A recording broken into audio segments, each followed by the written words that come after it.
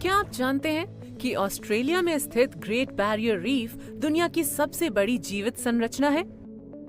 आइए यहाँ पाई जाने वाली वनस्पतियों और जीवों की विविधता को करीब से जानें। ग्रेट बैरियर रीफ अरबों छोटे प्रवाल जंतुओं का घर है।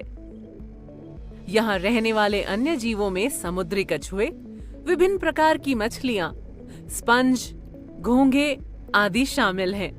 जीवों की ये व्यापक विविधता नीले समुद्र को रंगीन बनाती है। जल, समुद्र और भूमि पर रहने वाले जीवों के लिए ये एक सहायक प्रणाली के रूप में कार्य करता है। क्या आप जानते हैं कि ग्रेट बैरियर रीफ अंतरिक्ष से भी दिखाई देता है? आइए इसके बारे में और जानते हैं। अंतरिक्ष से देखने पर हमारी पृथ्वी नीले रंग की एक गोलीय वस्तु की तरह दिखती है। पृथ्वी की सतह का लगभग 3/4 हिस्सा जल से ढका है, इसीलिए इसे नीले ग्रह के रूप में जाना जाता है। महासागरों में पृथ्वी के कुल जल का 97.3% जल है, जो दुर्भाग्य से खारा है और मानव उपयोग के लिए उपयुक्त नहीं है। दूसरी ओर पृथ्वी पर मीठे जल की आपूर्ति सीमित है, जो कुल जल का केवल 2.7% है। इस मीठे जल को विभिन्न संसाधनों से प्राप्त किया जा सकता है, जहां ये ठोस, द्रव और गैस जैसे रूपों में मौजूद है। जल को जीवन का अमृत कहा जाता है, क्योंकि सभी सजीव अपने अस्तित्व के लिए इस संसाधन पर निर्भर हैं। जल का ठोस रूप ग्लेशियर शीट के रूप में अंटार्कटिका, ग्रीनलैंड और पर्वत चोटियों पर मौजूद है, जो मानव उपयोग के लिए दुर्गम है। जल का गैसीय रूप जलवाष्प तथा कोहरे के रूप में पाया जाता है।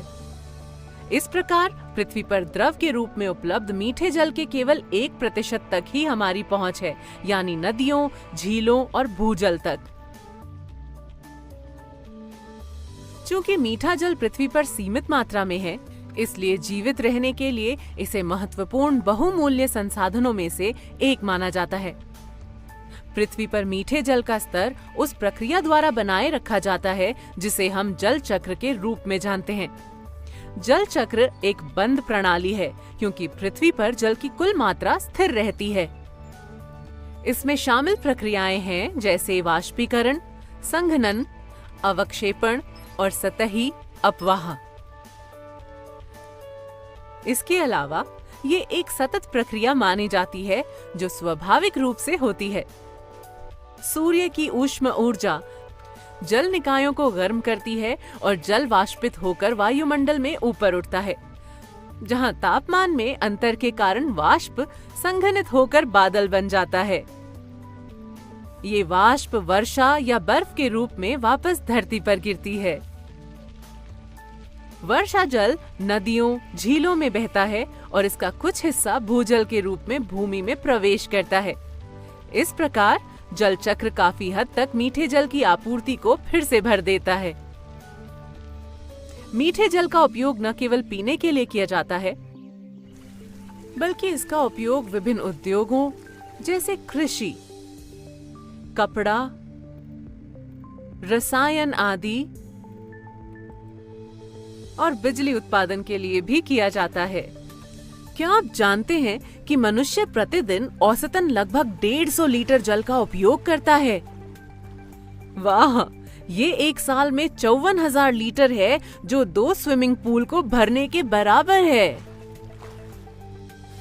इसका दुखद पहलू ये है कि विभिन्न प्रयोजनों के लिए जल का उपयोग करते समय हम जाने अनजाने उसे प्रदूषित भी कर देते हैं। बड़े पैमाने पर जल के प्रदूषण से निकट भविष्य में मीठे जल के संसाधनों की कमी का खतरा पैदा हो गया है।